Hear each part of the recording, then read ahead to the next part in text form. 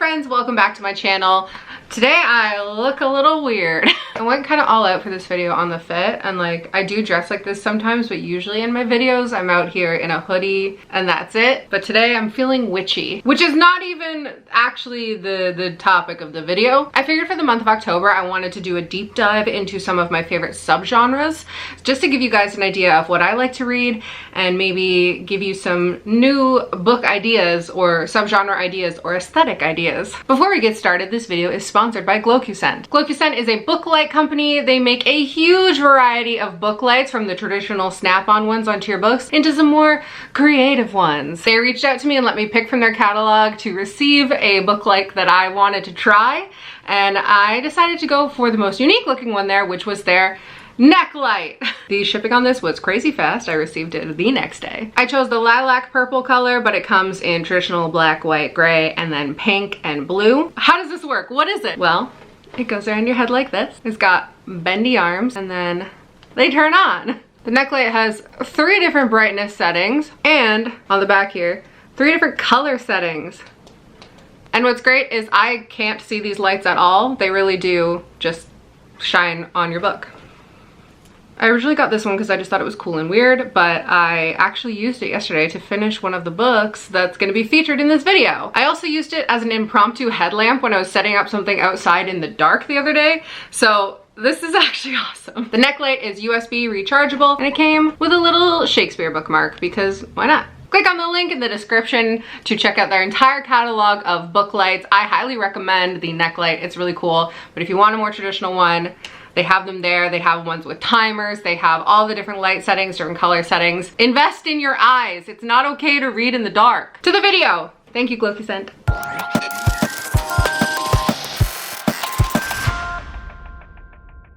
So as the title suggests, today we're going to be talking about cottagecore. Not cottageCORE. Cottagegore. I don't know how different they sound on camera, but it's a G instead of a C. Now you might be thinking, what?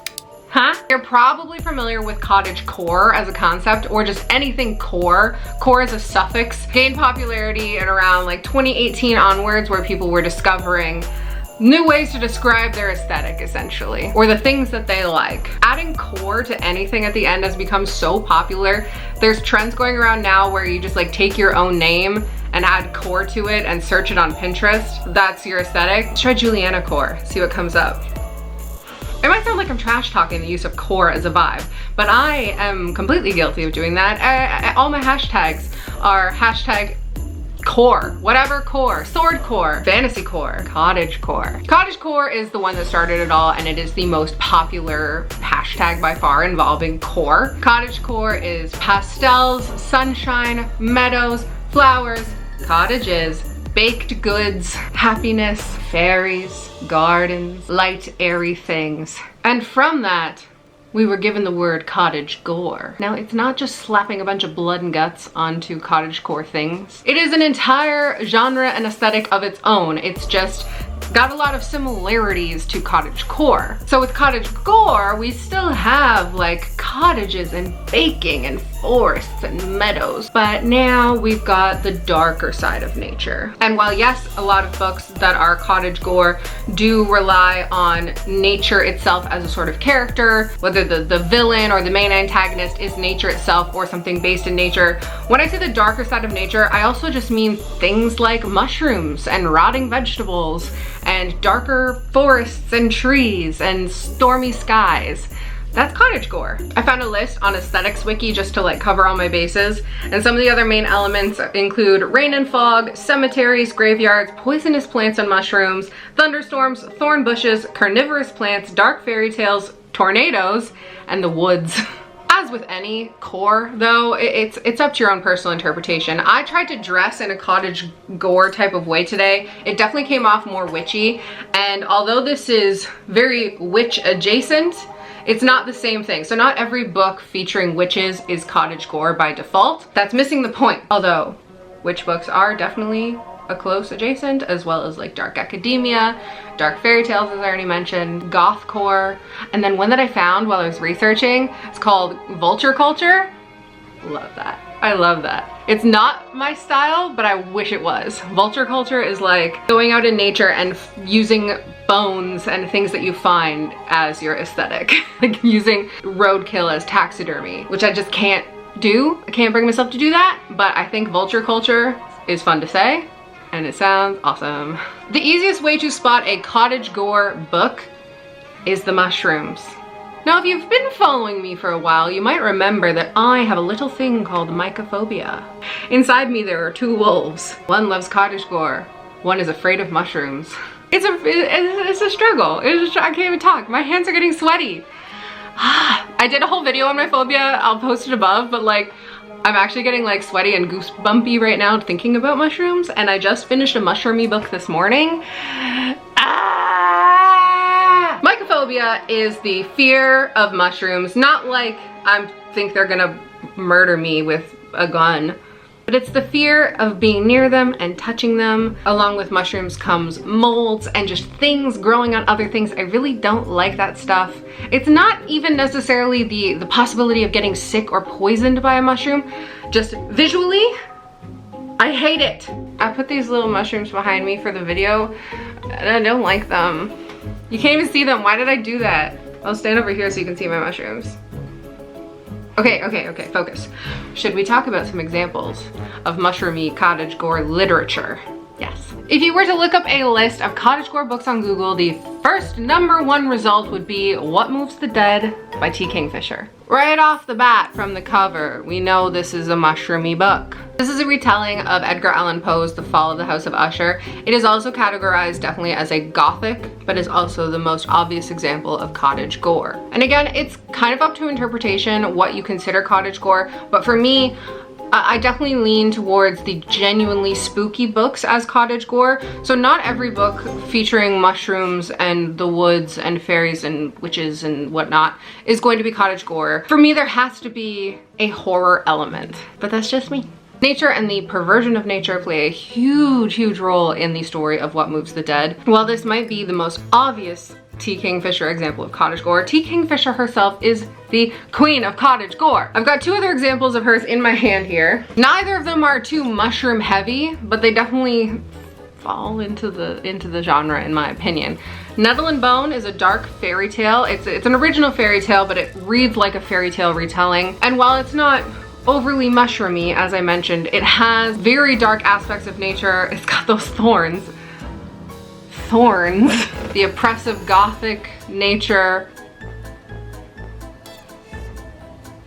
It's basically like if nature was goth, we get cottagegore. But the reason T. Kingfisher is the perfect example of cottagegore is because we still have a sort of whimsicalness to her stories that I think is a staple of cottagecore that works so well when it bleeds into cottagegore. Did that make sense? Made sense to me? Because like I said, it's not just cottagecore with blood on it.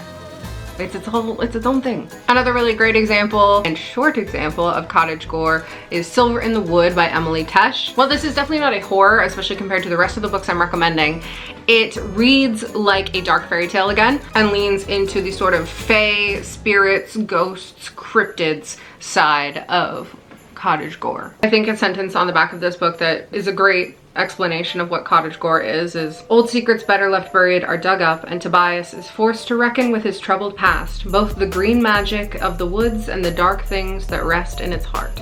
Cottagegore. Something you may have just happened to notice in my examples so far is another staple of cottagegore that also is very much a staple of gothic horror, which is why it's so easy to confuse the two. But it's big spooky houses. And in my next example, I'm gonna be talking about the ghost woods. Check out those mushrooms. Another very mushroomy book also now features a big old house full of possibly ghosts, possibly just nature being gross. The reason big old houses feature so prominently in cottagegore as well is because with big elderly homes, it's so easy to weave mushrooms, mold, and nature reclaiming things into a story featuring a home like that, which is why a lot of people also consider Mexican Gothic to be cottagegore. I don't entirely agree, because to me, that's more purely Gothic horror rather than nature focused. I don't want to spoil many things, but like, yeah, there's nature, there's mushrooms, but That's my explanation, just me staring at the camera. That being said, I also just finished reading We Have Always Lived in the Castle by Shirley Jackson. And while reading it, I also felt that it just wasn't quite cottagegore, despite it being on many lists of cottagegore.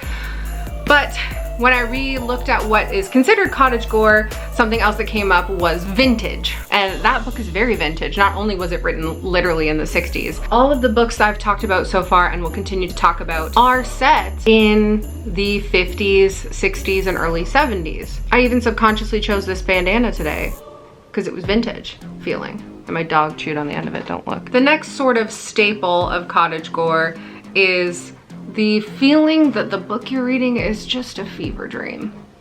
And that's how I found Follow Me to Ground. Maybe it's the mushrooms, maybe it's something else. Books in the cottagegore subgenre often feel like just what the heck is going on? Characters often experience hallucinations or visions or just unexplained weirdness happening around them that can be chalked up to just like nature's doing weird nature things that we can't understand, or it is literally to do with the consumption of certain fungi.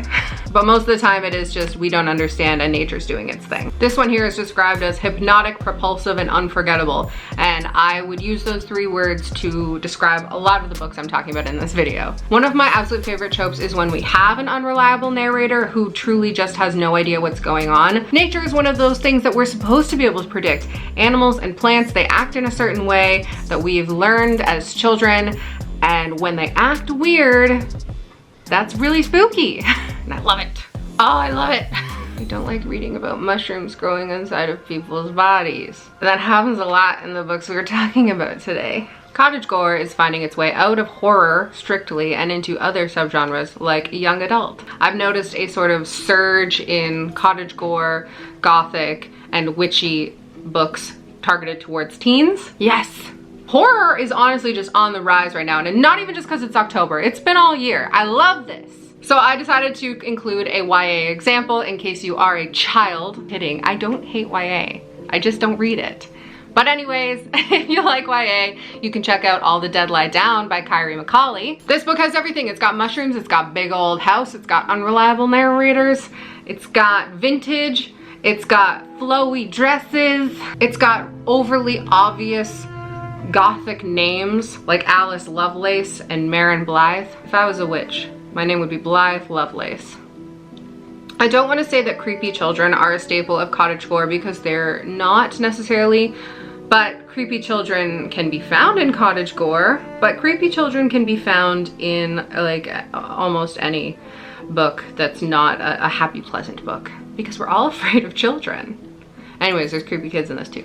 I've compiled a list of other cottagegore books to offer you in case you want more, but I've divided it into two lists. One of like books I haven't read at all, so like we'll just have to see if they're cottagegore. And then another shorter list of books that I have read that I don't agree are cottagegore, but still appeared on more than one list, so I had to include them. First, let's start with the books I've not read. We have The Honeys, which is a young adult book. We have The Ocean at the End of the Lane by Neil Gaiman. This one I'm not sure about being cottagegore, but I haven't read it. Okay, I found it. Ocean at the End of the Lane. I've heard mixed things, but now that I've seen it on cottagegore lists, maybe I'll actually have to read it. Summer Suns, which is horror. At the time of writing this list, I had not read We Have Always Lived in the Castle, so I put it on here, but I did just finish it before filming this, and I'm gonna say, yeah, cottagegore. My dress has pockets. Oh my God. I just discovered that. And these last two books were recommended by my friend Kendra, who is a connoisseur of cottagegore books. So she has recommended Tripping Arcadia and They Drown Our Daughters, both of which I've been meaning to pick up. And then at the end here is are my bracelets really loud this episode, by the way?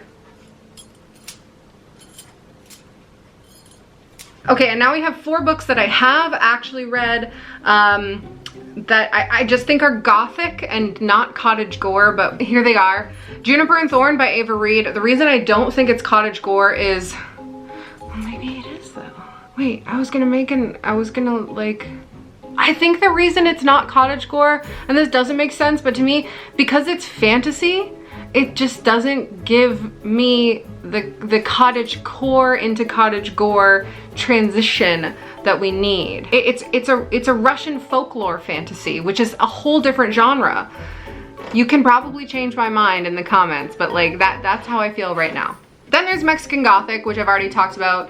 It is a mushroomy book. It is a Gothic book. It's not a cottagecore book though. And then the last two are Gallant and Belladonna by V.E. Schwab and Adeline Grace respectively. They're both YA books. They're both Gothic. They both involve plants, but I don't think we have enough of the gore side of them to be considered cottagecore. But great books. You should read them if you want a Gothic YA. I don't know. I don't know, guys. I don't know. Where's my list? Last thing, very last thing I want to talk about, because I want to explain myself. I want to explain my outfit.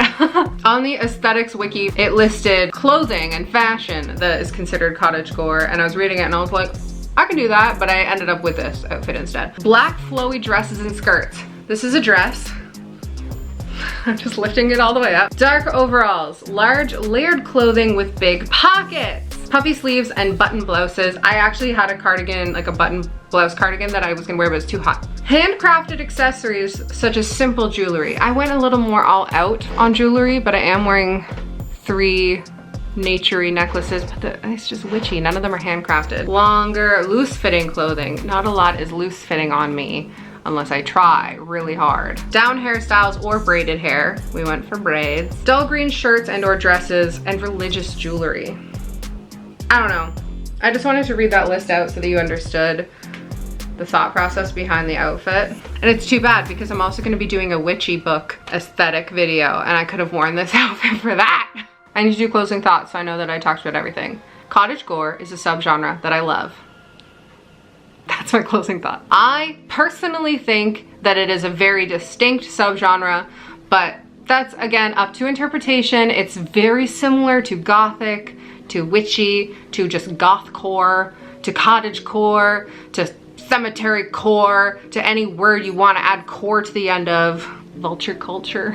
And one of the reasons that I think cottagecore affects me so personally is because of my phobia of mushrooms. Cottagecore has that high emphasis on mushrooms, and I have a high fear of mushrooms. They're gross, but I love to be scared, and so I read cottagecore. If you have any other book recommendations that you think are cottagecore or adjacent that you think I and viewers would like, please leave them in the comments below. I'd love to discover more. I'm obsessed. And it's spooky season, so why not do it? Before I go, thank you again to GlowQuiescent for sponsoring this video. I'm so excited. Click the link below to check out their book lights. They're actually really good. Don't forget to like and subscribe and ring the bell icon so you know when I upload new videos. I upload 2 days a week, plus What to Read Wednesday. I love you guys. Goodbye.